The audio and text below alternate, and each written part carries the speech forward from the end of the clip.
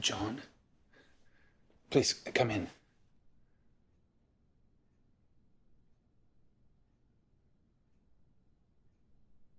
John? Come in, please.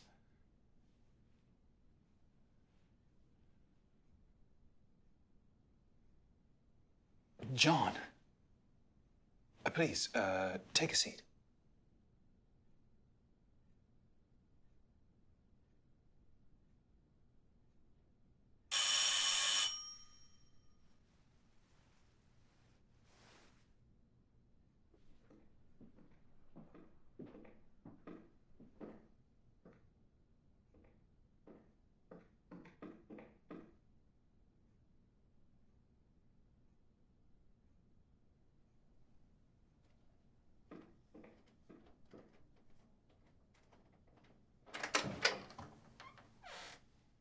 David? John?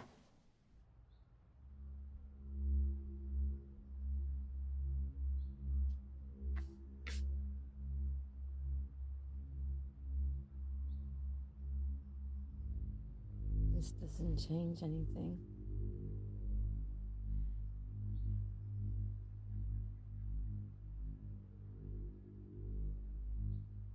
It wouldn't be fair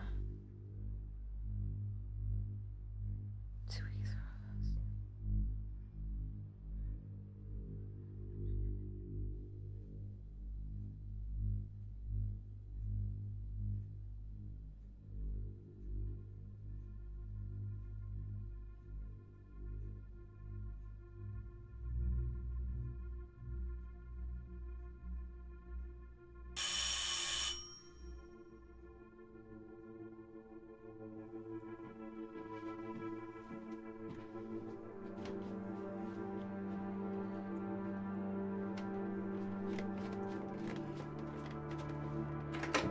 Oh, sorry, David.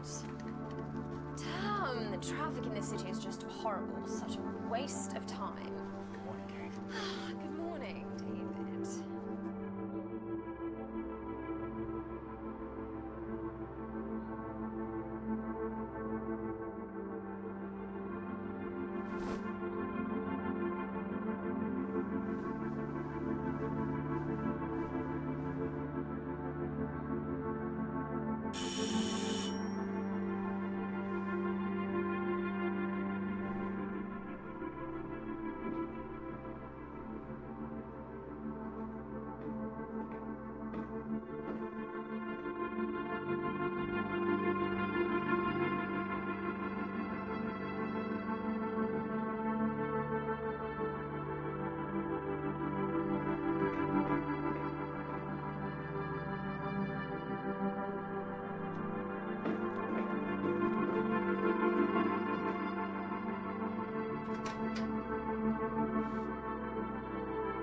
Dr. Monroe. Yes? Mike. Mike Miller.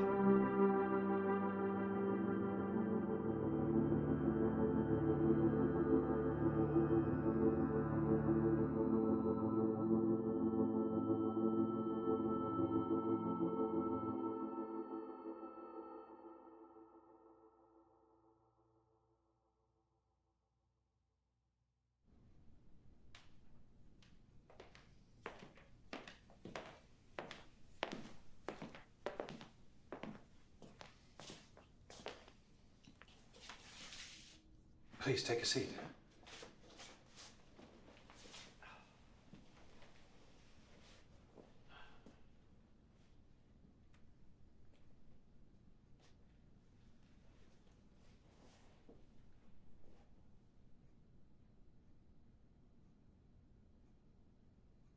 You start, John.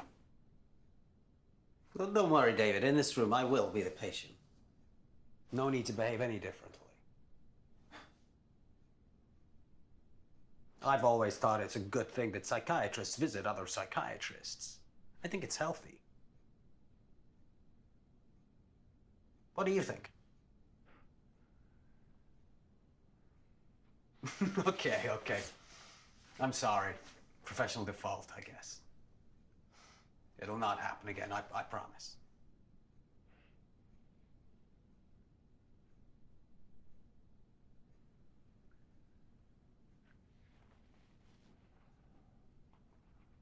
How's your move going? It's going well, thanks. Thanks for asking. You know, new house, new city, new friends. At least we don't have children. I mean, it makes things easier.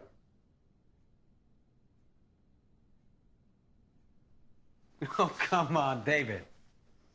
Give me a break. We just met each other a minute ago.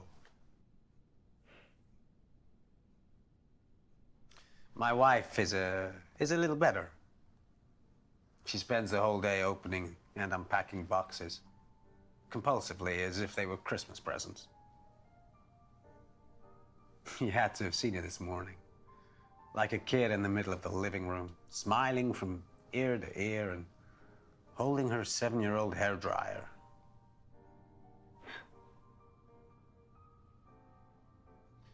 To be honest, such excitement makes me feel a little nervous.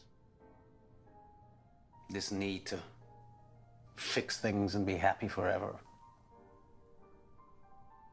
But well, I don't think it's the best time for me to make my thoughts public.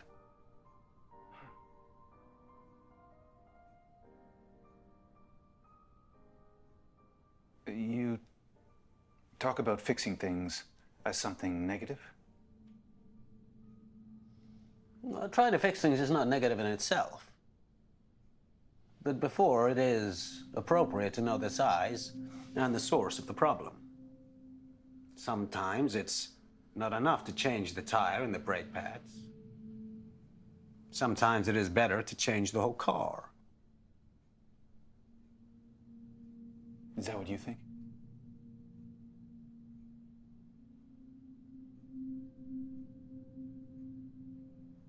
I'm not sure.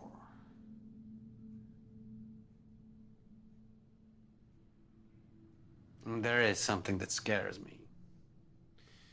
It scares me that one day I'll be driving my shiny and totally fixed old car. And then the engine says, enough. And leaves me lying in some crappy place in the middle of nowhere. Because if that happens, I'm gonna hate that damn car with all of my soul for having made me waste so much time and effort. But the truth is, that shiny piece of junk will not be at fault. The fault will only be mine for having let that happen. And that, well, that's the kind of feeling that stays with you.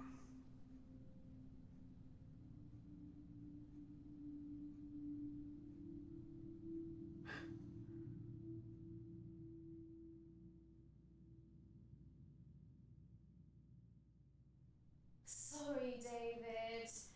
Oh, damn, the traffic in this city is just horrible. Oh, it's such a waste of time. Good morning, Kate.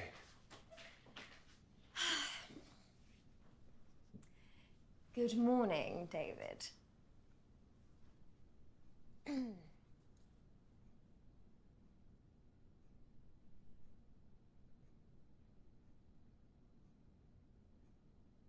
You've aged, David. It's what usually happens to people over time.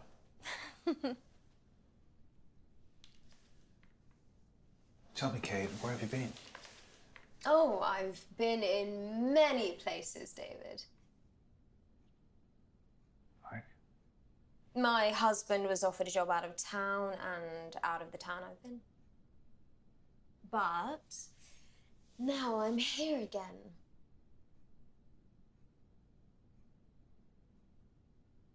Did you remember me, David? Oh, what about your husband? What about Sharon? What about him? I just meant, has he come back here? I just meant, have you come back here together? Yes, we have. Together and happy. forever.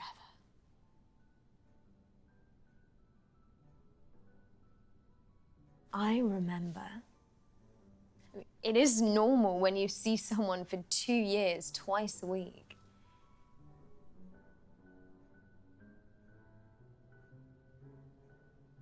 What's the problem?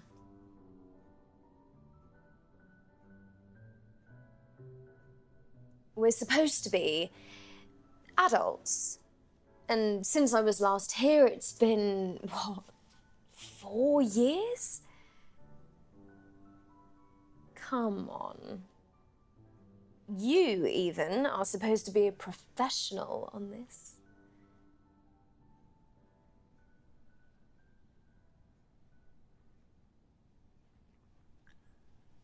Yes. Guess what? Yes, I remember.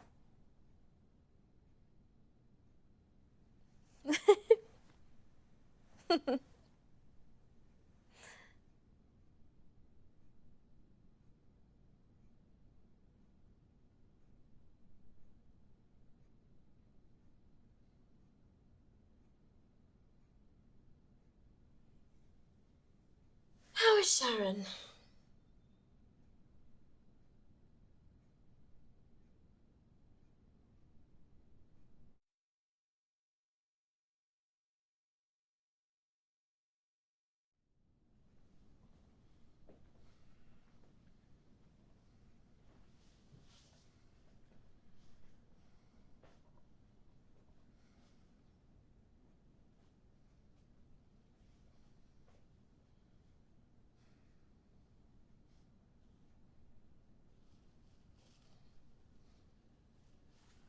I assume that's my chair. You assume well.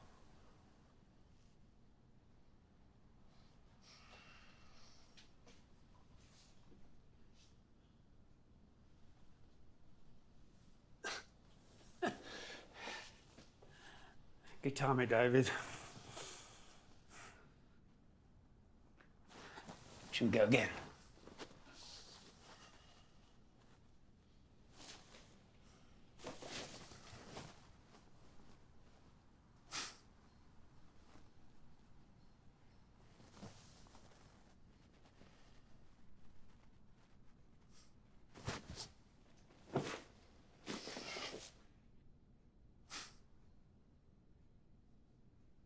Sorry.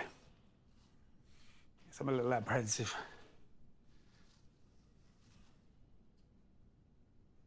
That's okay, Mike.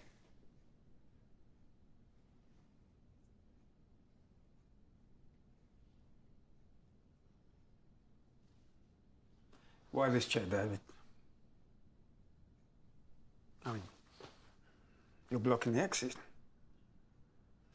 If I was sat there, close the chair to the door. Any of your patients have mine do a run, you might not be able to stop them. Am I right? Most times it's possible to find a reason to contradict another.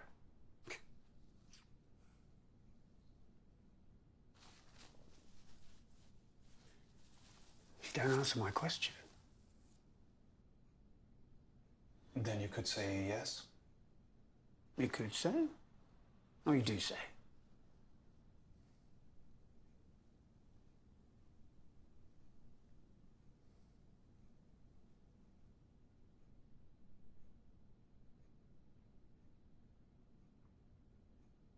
So, Mike, why are you here? I think you know. Yes, I do. But I'd like to hear it from you.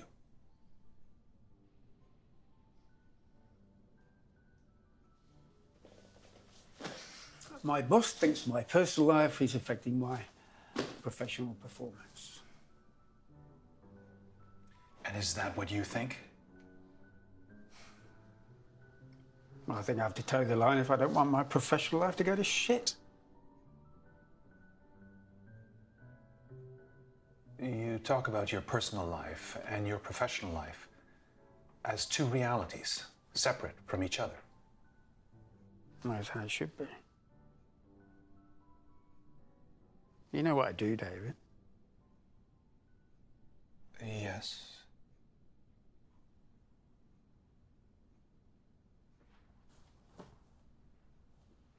What, do you want me to tell you what I found in a dumpster a couple of weeks ago? Hmm?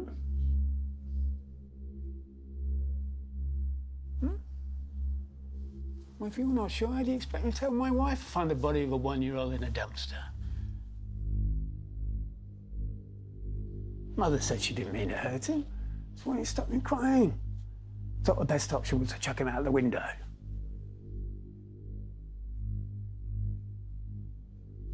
By the way, dinner was superb, sweetheart.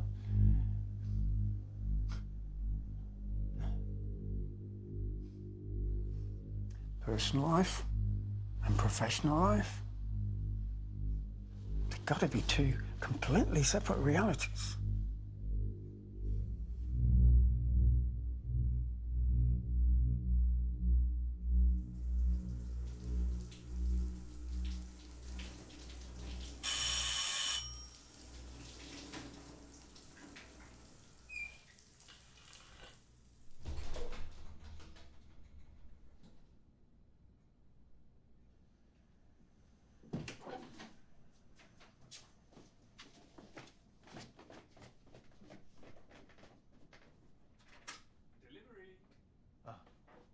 I'll be right back.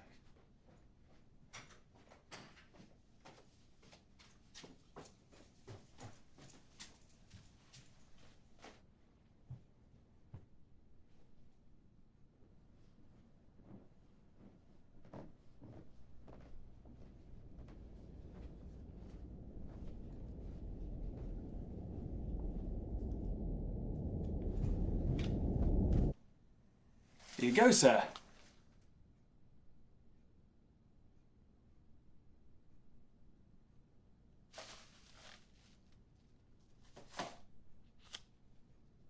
Keep the change. Thank you, sir.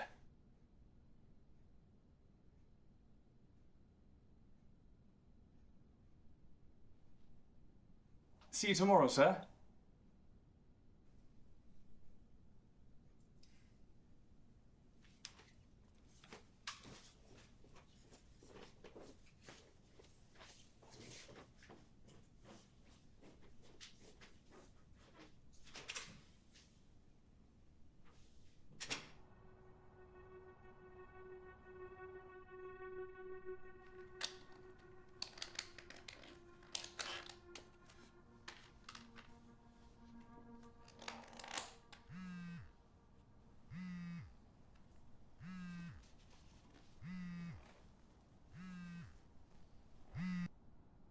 Yes?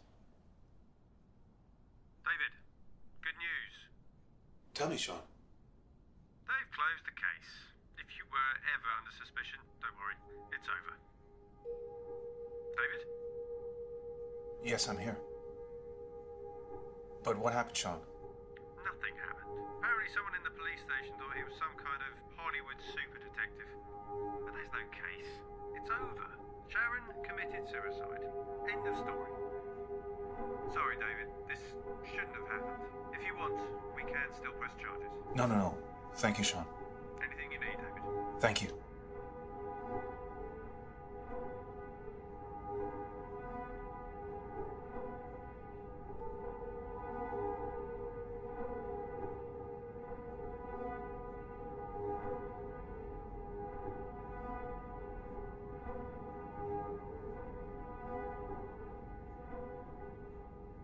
Thank you, David.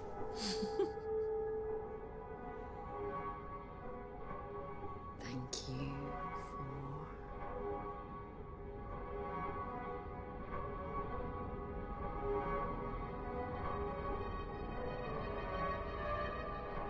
everything.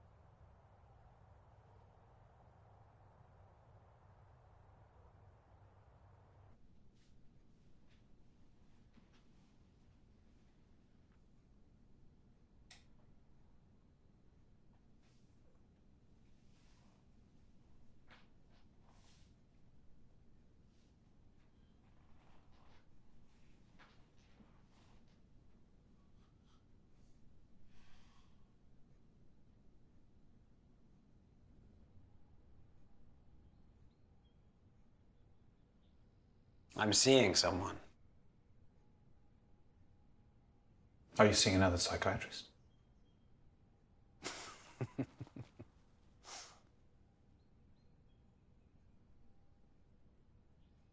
I don't think she's more than 25. Actually, I've never asked. Why? I don't need to know.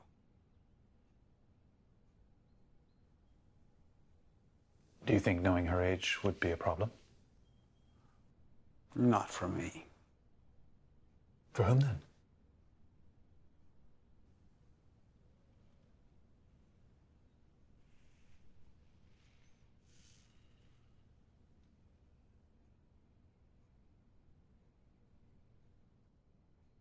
Years ago, I had a student. Young. Daughter of another renowned doctor. She was brilliant. Bit insecure. Vulnerable. She definitely had something different.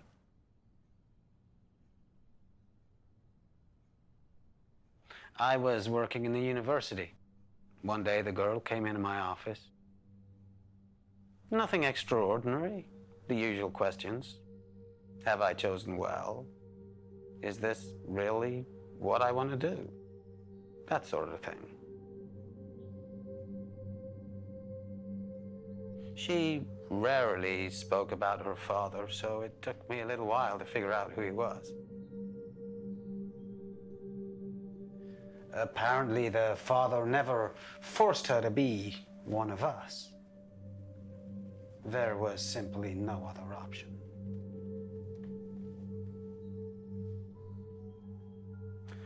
The fact is, what started as a weekly visit turned into a daily thing.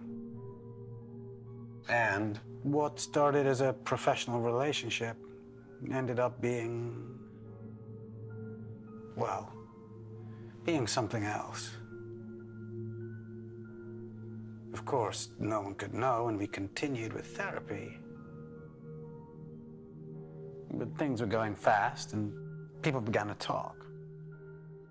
We couldn't continue, at least not in that way. She understood. That night, she was admitted to a hospital. Suicide attempt. I was not allowed to see her. The police questioned me. Rector called me into his office. My life had gone to shit.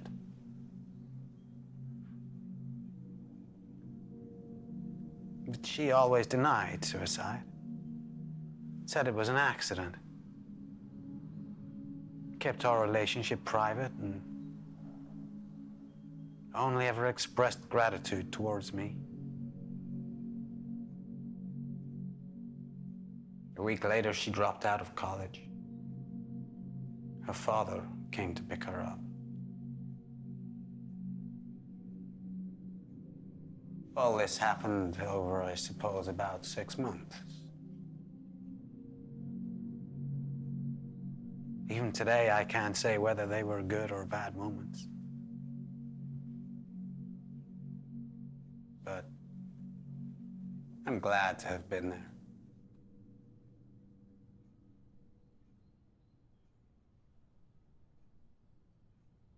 Next week, she turns 25.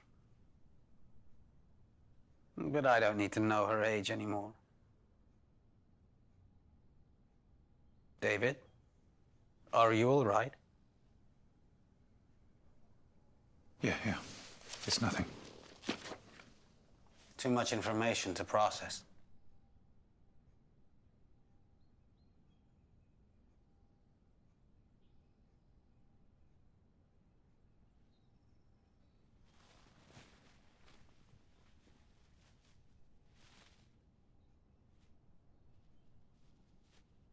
You'll admit at least that I'm a generous patient.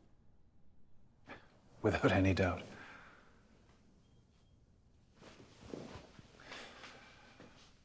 Are you sure you're okay? See you next week, John.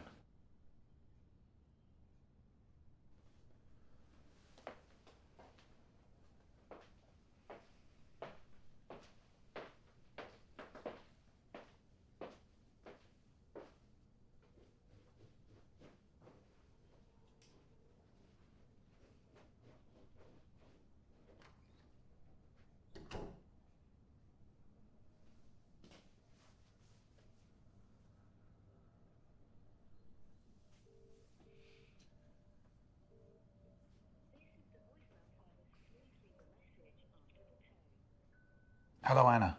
It's me. I just thought maybe we could have lunch this weekend. Let me know. Take care.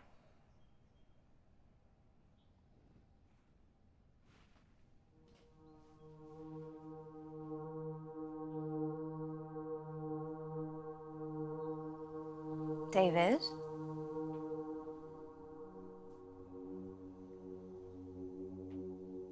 David! Good morning. This weekend has been amazing. We planned a small tour around when suddenly it started to rain. And when I say rain, torrents. That was when we found a cabin in the woods. We went inside. We lit a fire. We took off our soaked clothes. And we went to bed.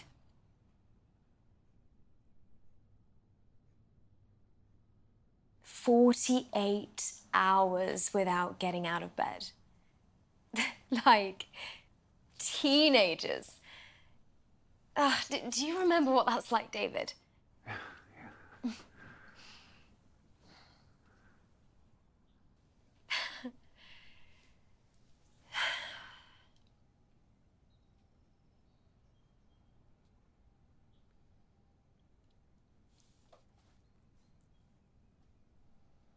He's seeing someone. Who? John, John? my husband. It's the first time you refer to him by name. And that means Has he confirmed it? my sex life has been reduced to stupid, childish fantasies in a filthy cabin in the woods. Of course, if I ever did have some imagination, well, no doubt I lost it long ago.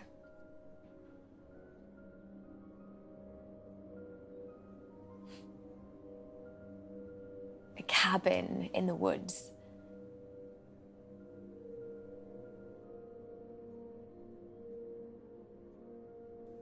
But worst of all is that of all the men in the world, of all those I could have chosen to fuck for 48 hours in a fucking shack, I chose him.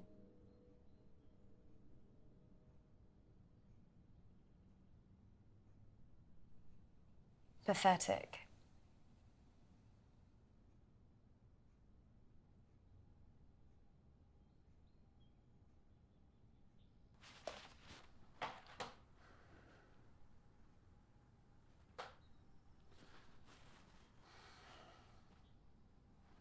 Divorce papers.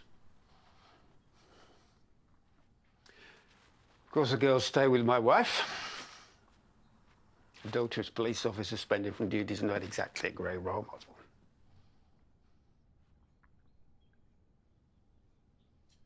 What happened, Mike? Why were you suspended? A year ago, I got promoted. Detective sergeant. I had a great job. Great family. Great life.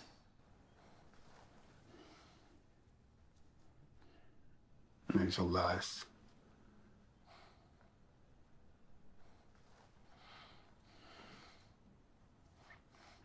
I met her around the same time.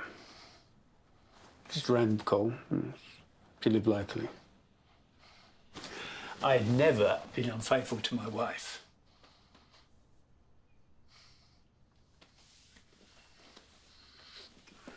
Not that way, anyway.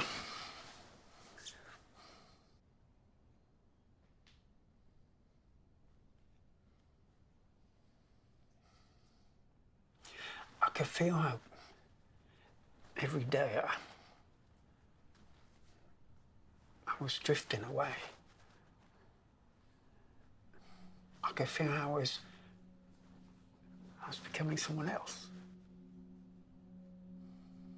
And I didn't care.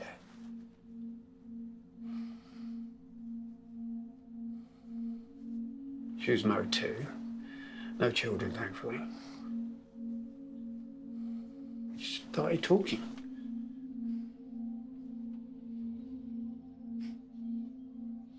She wanted us to pack our bags and leave. I wanted to make things right. Stupid. If there's any way to do these things right.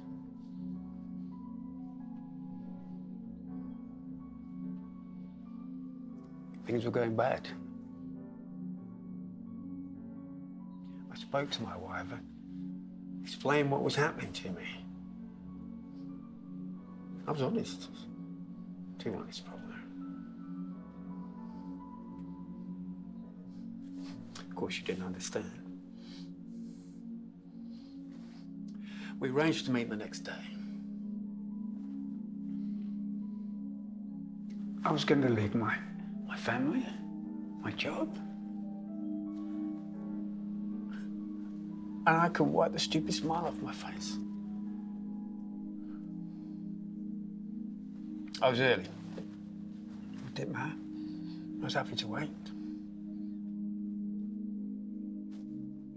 I waited.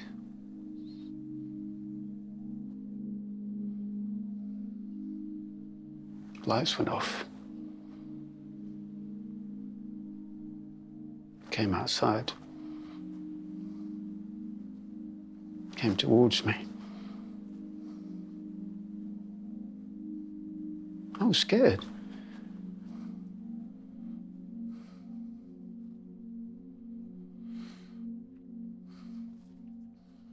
She said she was sorry. Couldn't do it to her husband. Asked me to give her some time. I didn't say anything, just sat there. Woke up in the same place. Bag still in the back.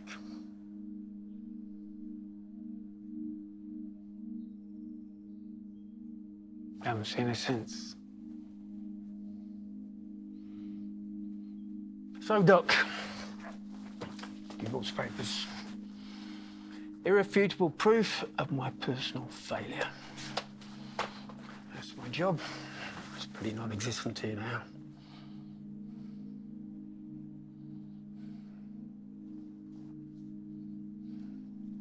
That's that here.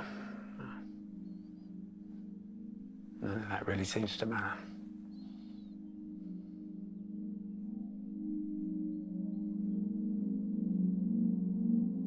How about you, Doc?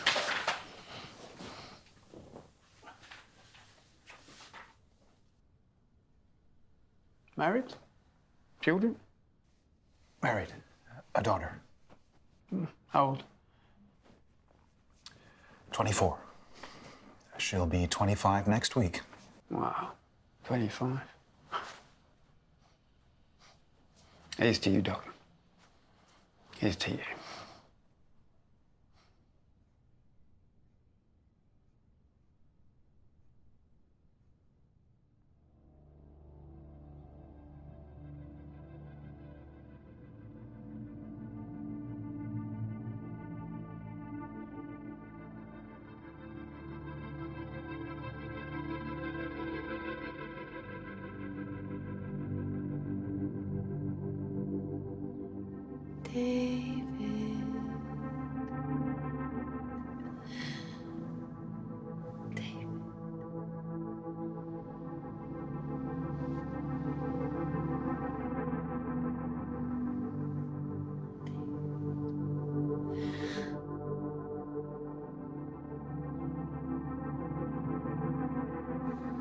David.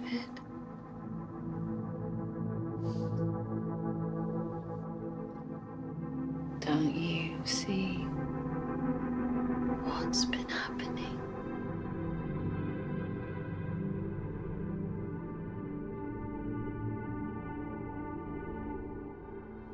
Those three, they're playing with you. They're laughing at you.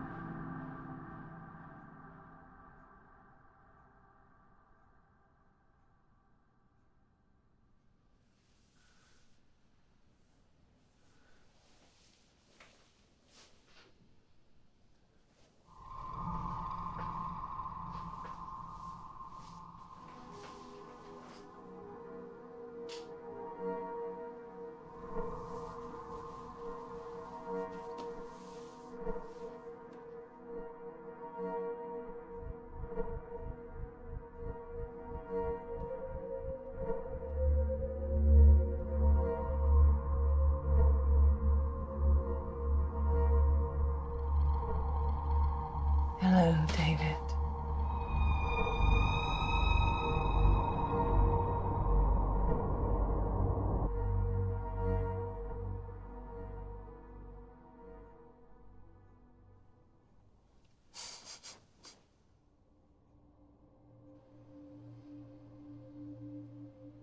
This is not happening.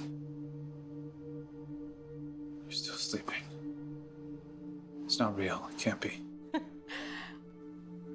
Reality is highly overrated, David. It's not possible.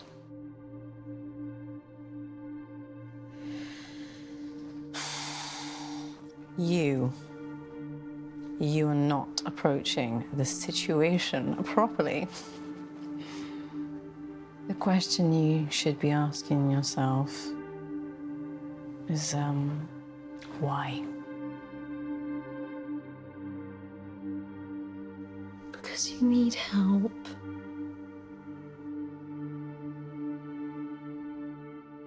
I miss you.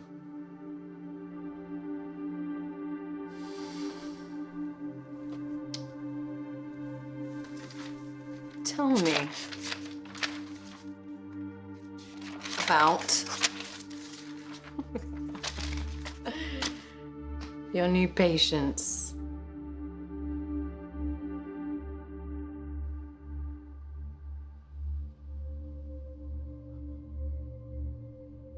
I didn't want it to end this way. You know, I always liked it when you talked about them. But at least we stayed together. That John. Be careful. You shouldn't trust him.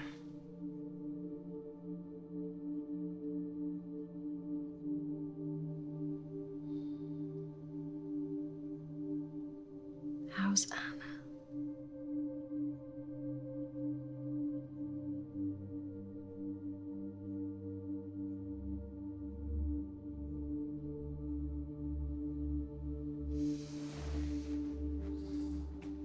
Mike, what passion. What a man. A real alpha male. And Kate, your favorite patient came back. I'm kidding. I know your favorite patient was always me. But that was a long time ago.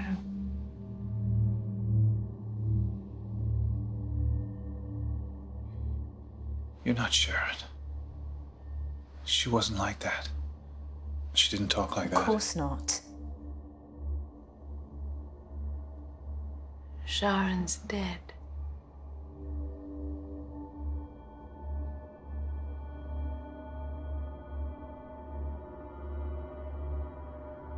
Do you remember?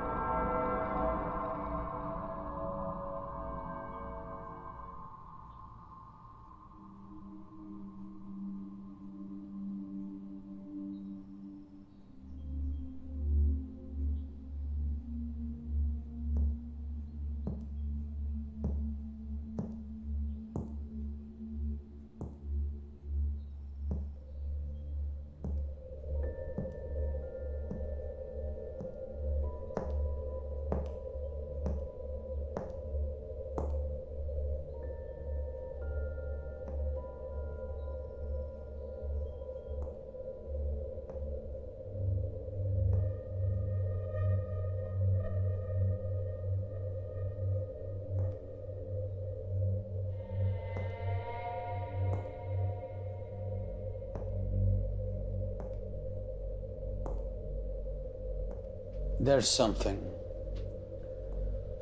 Well, there's something that I'd like to talk with you about. It's about my ex-wife.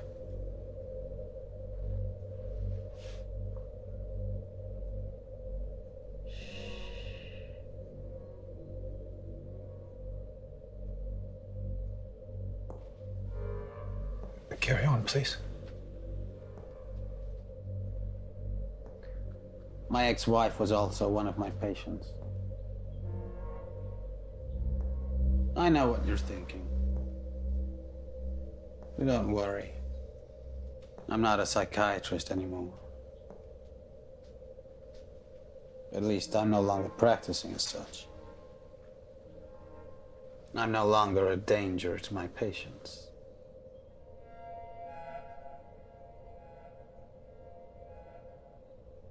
I'm sure if it's true, what they say, that when your time comes, the images of your life flash before your eyes. Well, in my case, the images will probably stop there.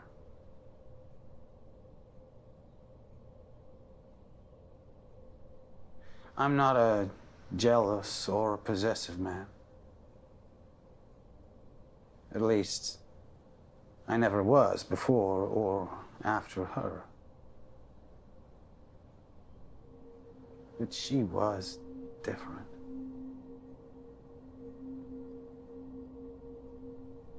I shouldn't have to try and justify myself, but I do.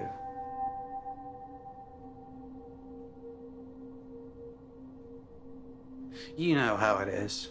At first, everything is perfect, and then time fucks it all up. It's like that for everyone. Nobody can change that, right?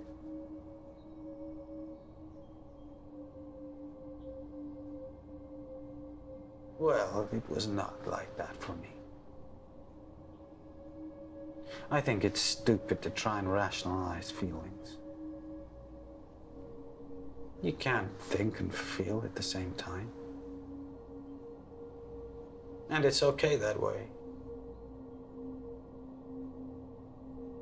Perhaps looking back, what I saw as a constant and deliberate betrayal, it was just the way things are.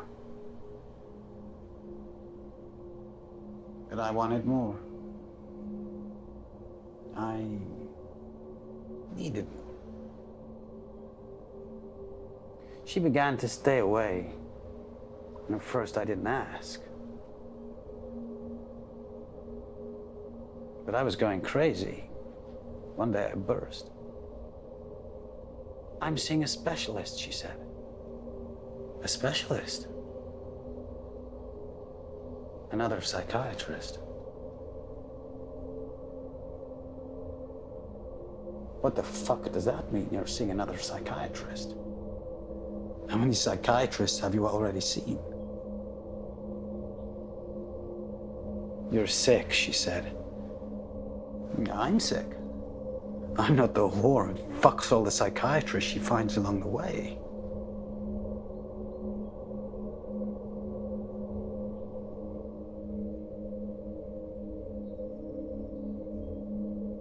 David? Yeah. Do you have children?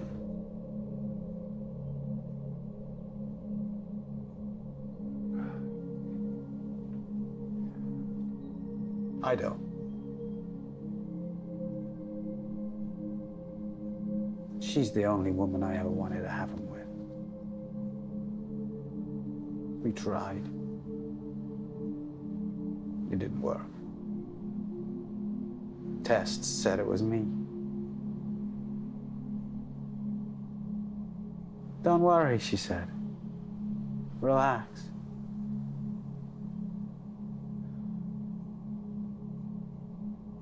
Maybe it was all my fault. Or maybe I was right, and she really was just a whore.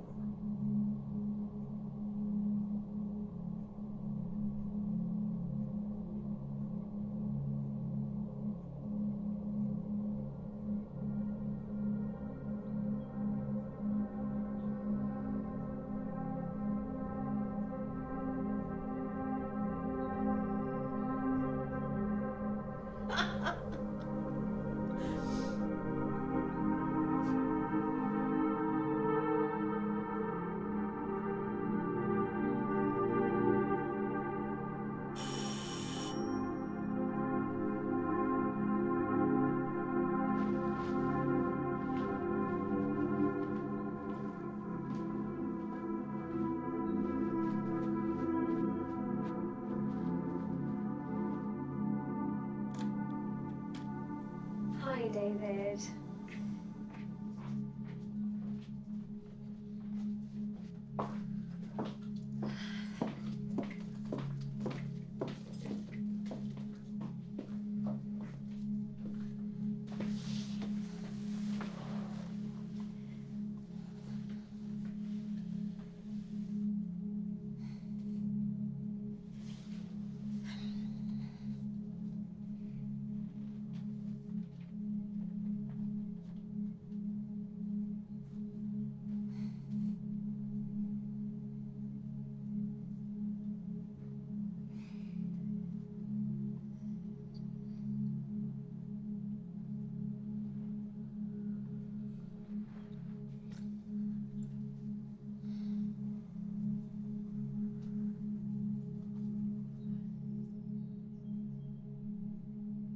Do you still smoke, David?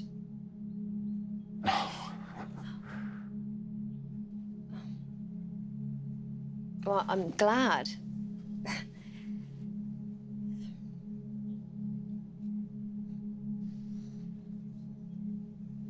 I smoked my first cigarette when I was 9. Or at least that was the idea. My grandmother had a sweet shop. And we sold cigarettes.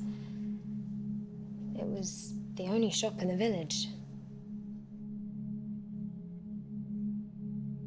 One day, I took a packet. I remember. And then I got on my bike, and I went as far away as possible. I found the perfect place. I hid behind some bushes, and I lit one of the cigarettes. Do you remember your first cigarette, David? Mine was actually terrible. I didn't repeat it again until I was 15. I was horrible. I was pale, dizzy. Of course, I couldn't ride my bike in those conditions, so I walked back. and it was getting dark.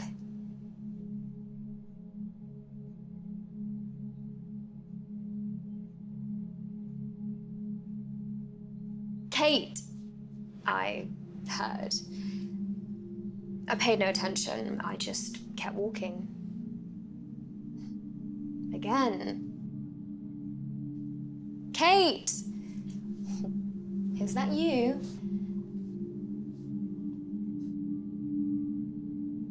I turned around and there was my sister, smiling and accompanied by a boy.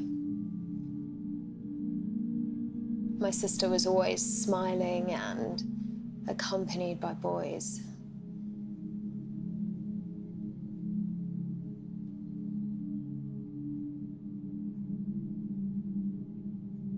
What's wrong?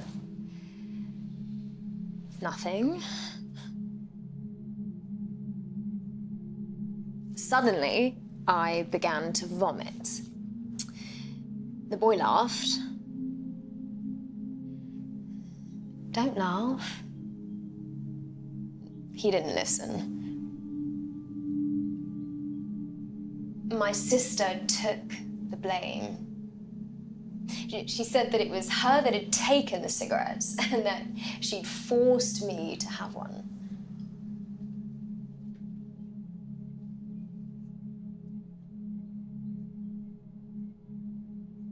That was a big thing within the family.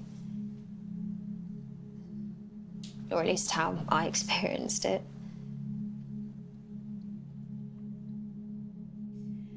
On the other hand, my sister managed once again to get all the attention. I've spent my life jealous of my sister.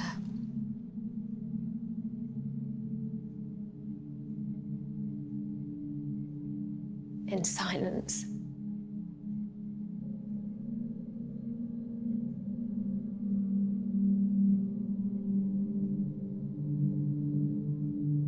I often fantasized about what my life would be like if she didn't exist.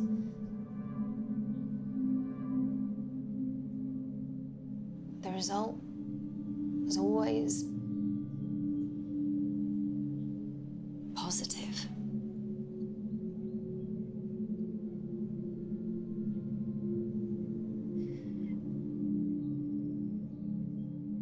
But actually, it wasn't that. No, what I fantasized about was being her.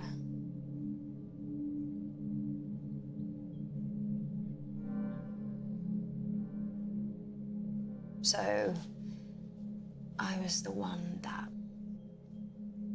didn't exist.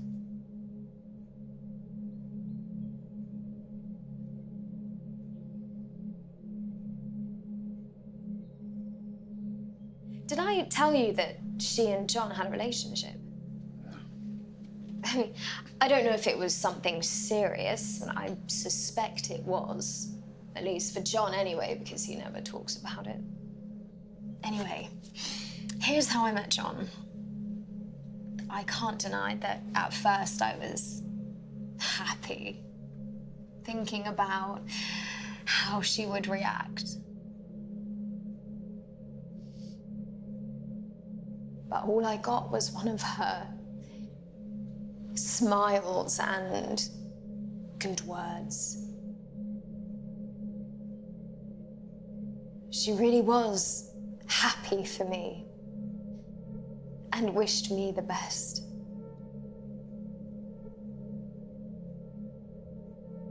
I hated her for that.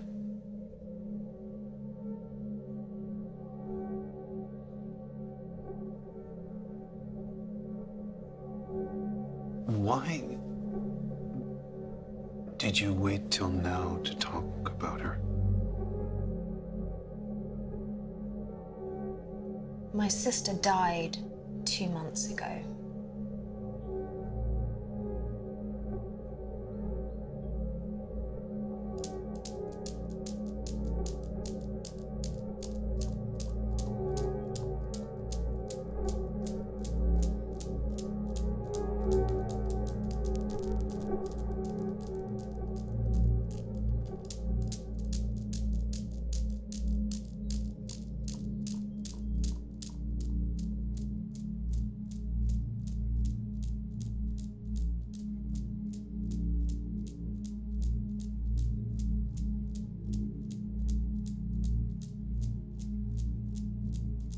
Drove by the station today. It's good to see the guys. And be seen. People forget quickly.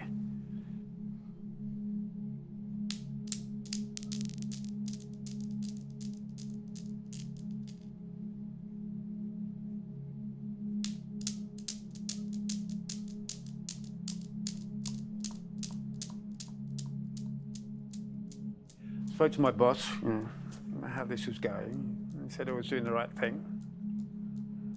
Said if I kept my nose clean, well, he might be able to get me back to work soon.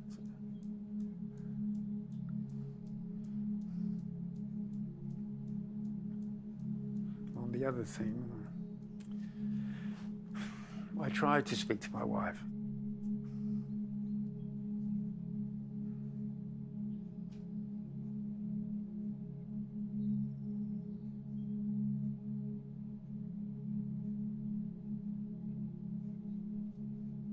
Last week you asked me why I've been suspended, right?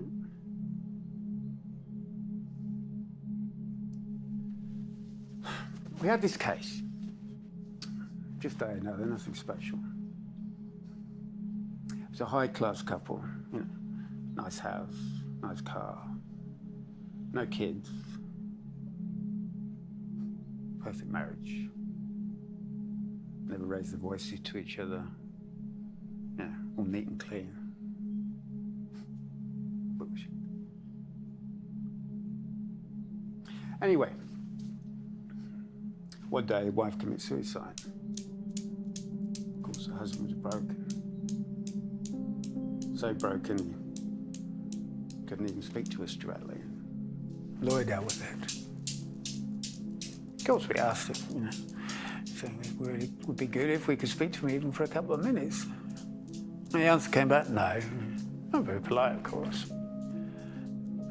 Backed up with the relevant documentation certifying the deplorable mental state of his client. Autopsy came back saying she was suffering from degenerative disease. I can't remember the name. Anyway, that might explain the suicide. Strange days. Diagnosis only came a month before. Surrendering like that in just a month? That was the husband's attitude. Why was he refusing to talk to us at all? Boss wanted the case closed. I did a little digging of my own. Turns out it wasn't such an idyllic marriage after all. Wife was having an affair. Was going to leave her husband. Went back to my boss. Didn't like it. Closed the case.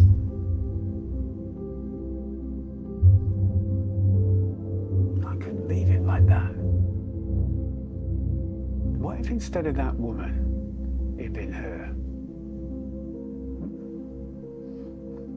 You can't deny the similarity in the cases. I started following him. David. That guy was guilty. I went back to my boss. He said the case was closed, not another word about it. I was so angry. Cool, Ken. Domestic violence. So I went to that. This certainly wasn't a neighborhood where the rich people live. This woman didn't say anything. He was calm. Just kept staring. It was as if it was just the way it was for her. He was strutting around on the other side of the street, playing up to his regular crowd. Some even laughed along with him. I put him in the back of the car.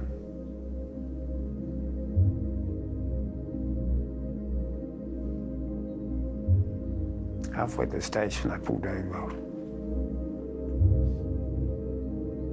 Got out. Sat in the back. I remember looking at his face. Cheers. I started hitting him. Once, twice, 3 times. I lost count.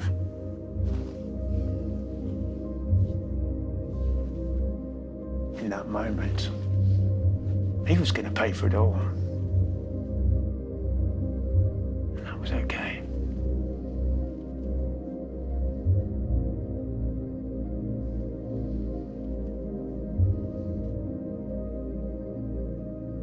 I got back to the station and handed my badge in.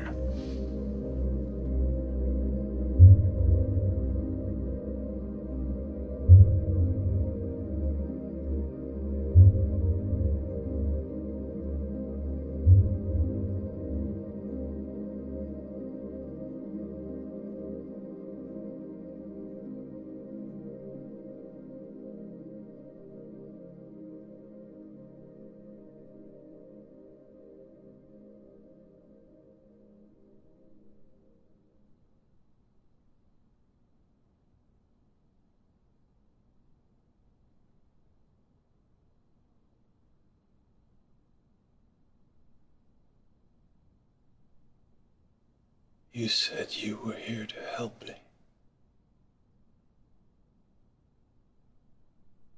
Why are you doing this to me? I'm doing nothing, David. This is you. All of this. It's you.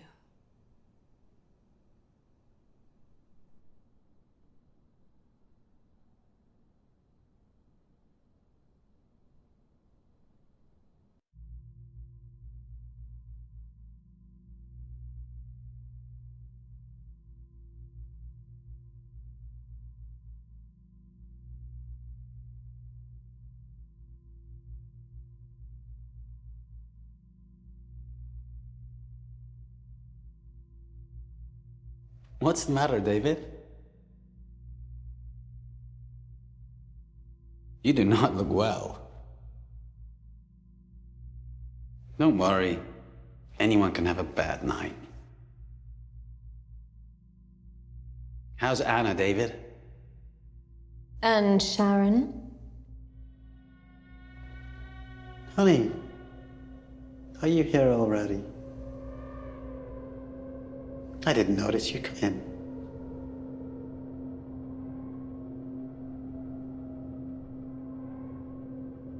It was Kate who told me about you, David. In fact, she was the one who recommended that I come and see you. Thank you, honey.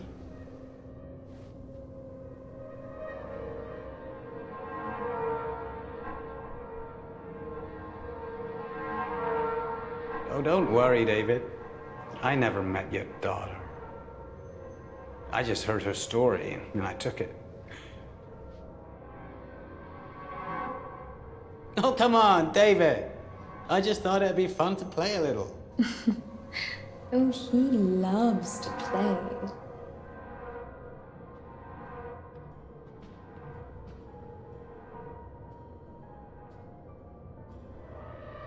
How is Sharon, David?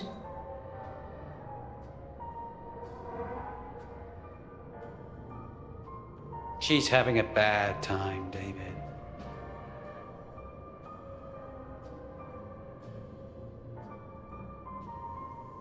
Actually, we're both having a bad time. Too bad. You know Kate and her sister. They were never very close.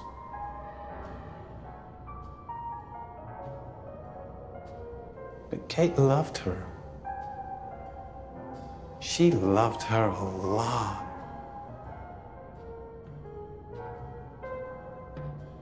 Right when they began to be in touch again, to smooth things over, this disgrace happens. This disgrace happens.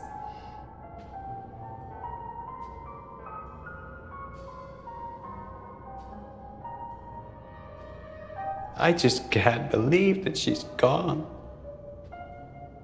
Sharon. He's having a bad time. I'm sorry, honey. Don't worry. I'm used to seeing how everyone loved her more.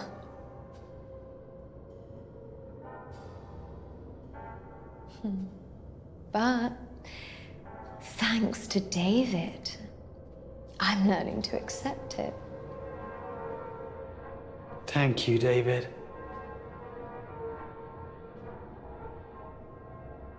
What's this all about? Oh? He still wants to keep playing.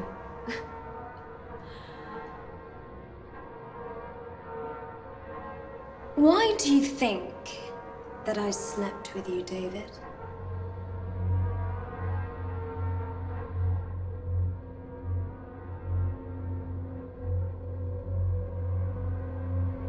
I'm sorry, honey. Don't worry. Sharon told me all about you, David. Before her suicide, of course. Even the most intimate of details. Or rather, lack of them. Sharon was going to leave you, David. Then why the hell would she commit suicide? That is exactly the question. That it is. You refused to speak to us every time we tried. It makes no sense. No sense at all. But maybe you can answer us now.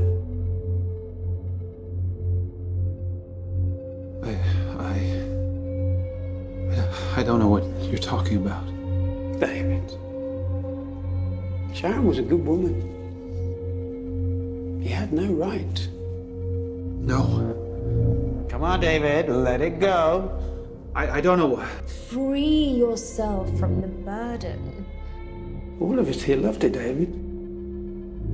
You don't have to be ashamed. We understand your motives.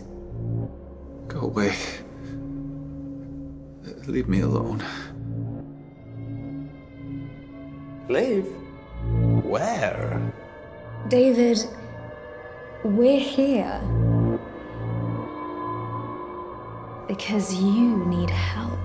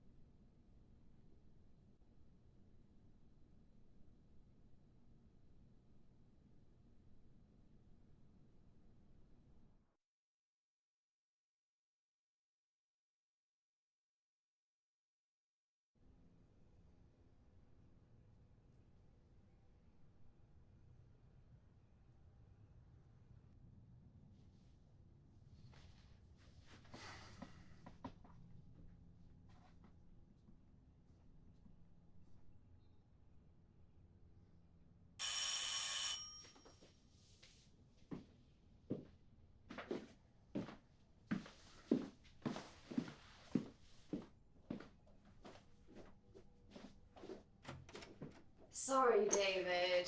Don't worry. Come on in. Please, take a seat, Kate. Mike, John, let me introduce you to Kate.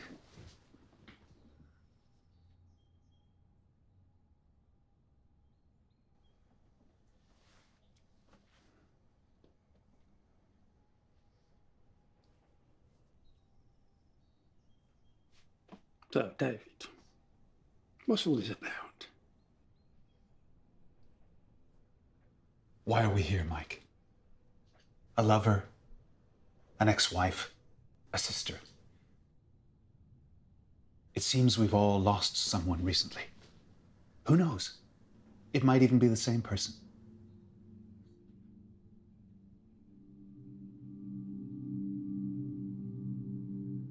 I was married. Happily. Especially considering the things one hears in a place like this. I had a daughter. And then I met her. Sharon was my patient. She was married too, but in her case, unhappily. At least they had no children. I guess I fell in love. At first, I refused to accept it. Psychiatrists are experts at renaming things. So that's what I did. But she didn't. She left her husband.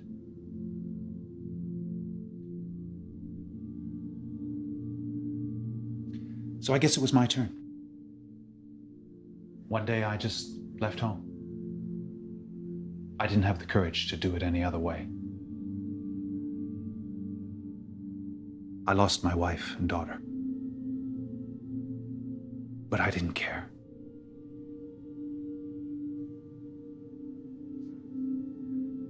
That incident that happened in college later with my daughter, no one thought to blame me.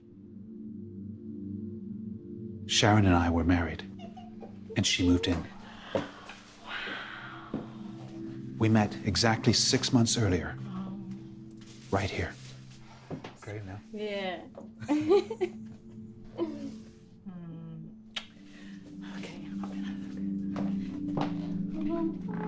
For the first time in my life, I wasn't afraid. It had all been worthwhile.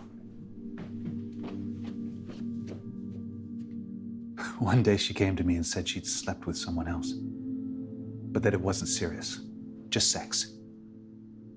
But she liked it. Maybe you should do the same. Yeah, why not? I said. Time passed and the smile came back on her face. And she told me about her affairs with ease. And I listened with interest. And then she would smile and ask me about mine. I, of course, told her all about mine. Or should I say my patients? Because they were more or less precise versions of your sexual fantasies.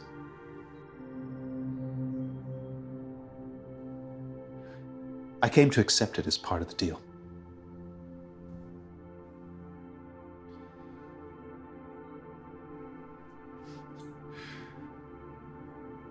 Then one day she came to me and said we needed to talk. That she'd met someone, but this time it was different. She'd fallen in love. I cried like a baby and begged her not to leave me.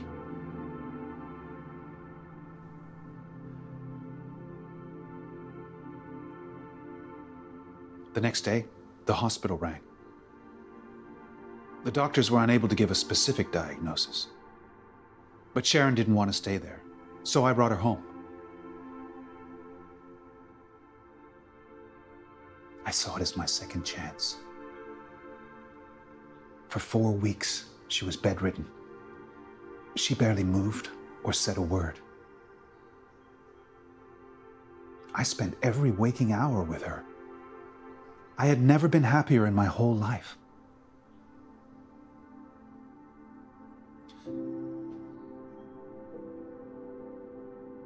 One day I came home and she was out of bed standing, picking up a chair. I rushed to help her. No, she said, leave me. I can do it on my own.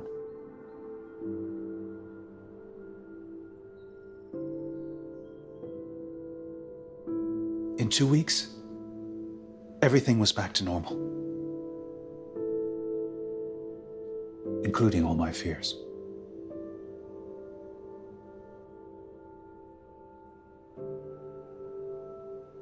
We need to talk, she said.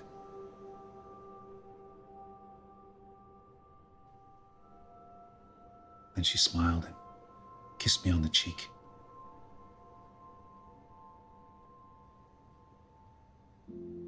This couldn't be happening again. Not after I'd got her back. I prayed to God she wouldn't leave me. 4 days later, the disease reappeared. I thanked God for that.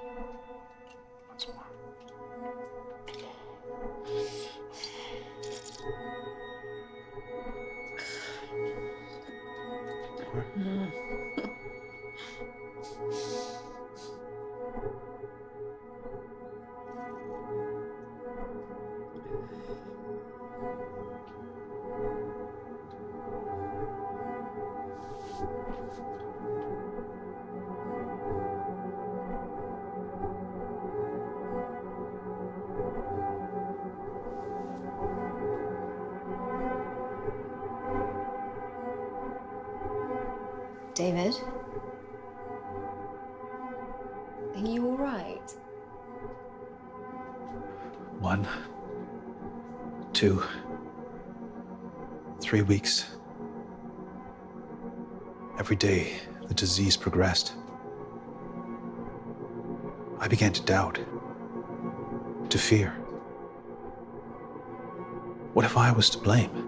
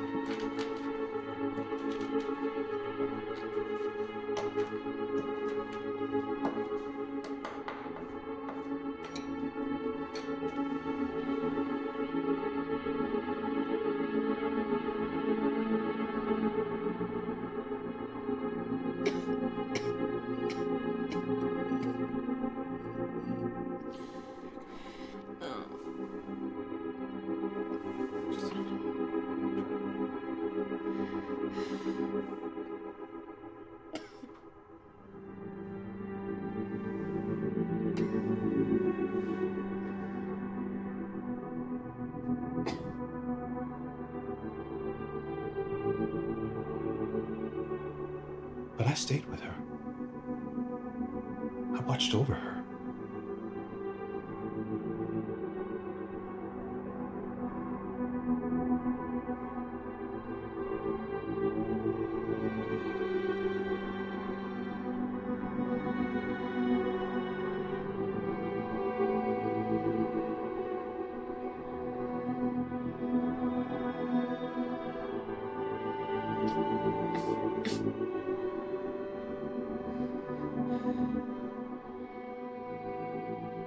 This doesn't change anything.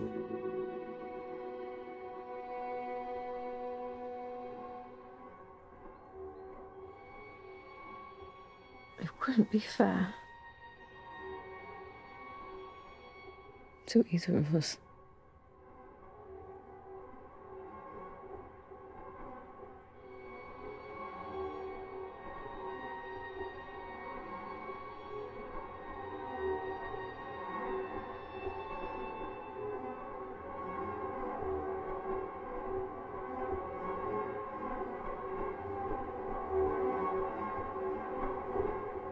Thank you, David.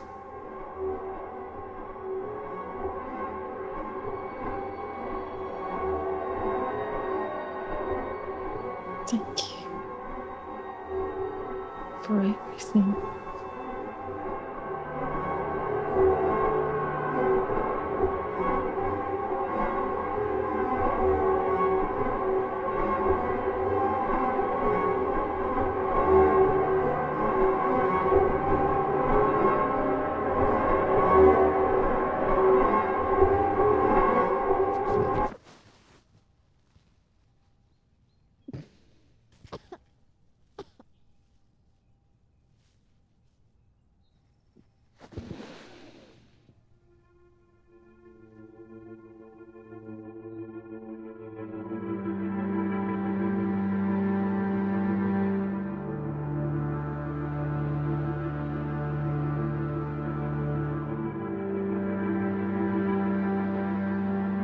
All my fears disappeared.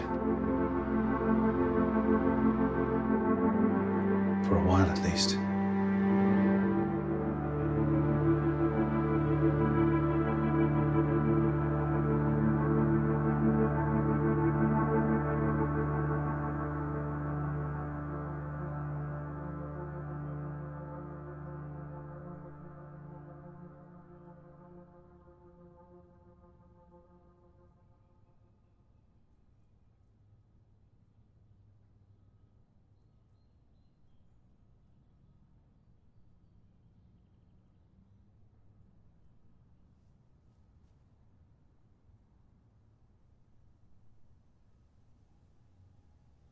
David?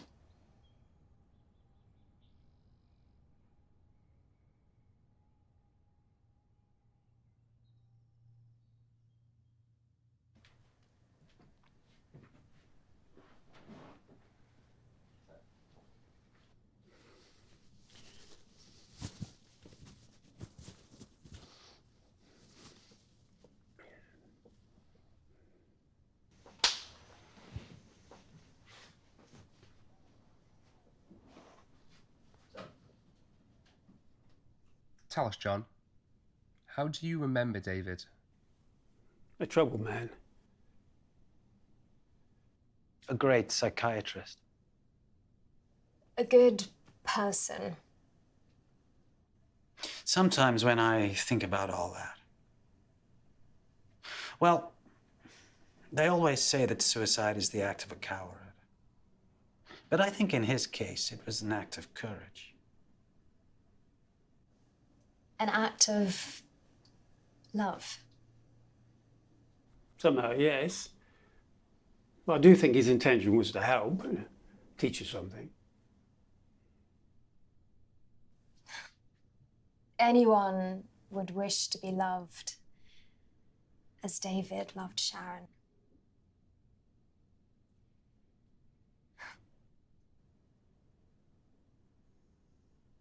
Yes, my wife and I, we are trying to adopt a child.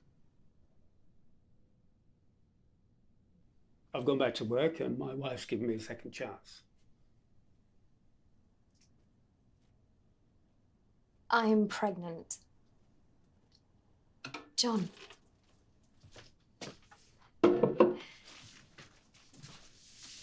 Wife and daughters. That's all that matters.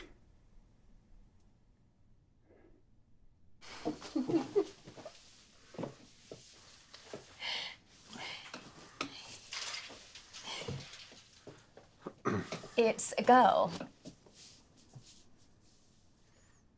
She'll be called Helen. Helen.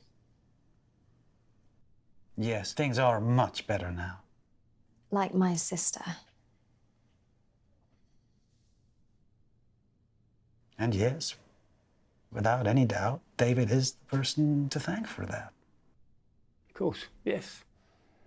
Seems like the therapy worked.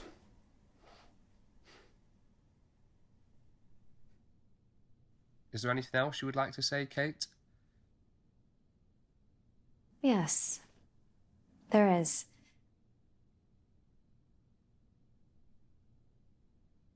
Thank you, David. Thanks for everything.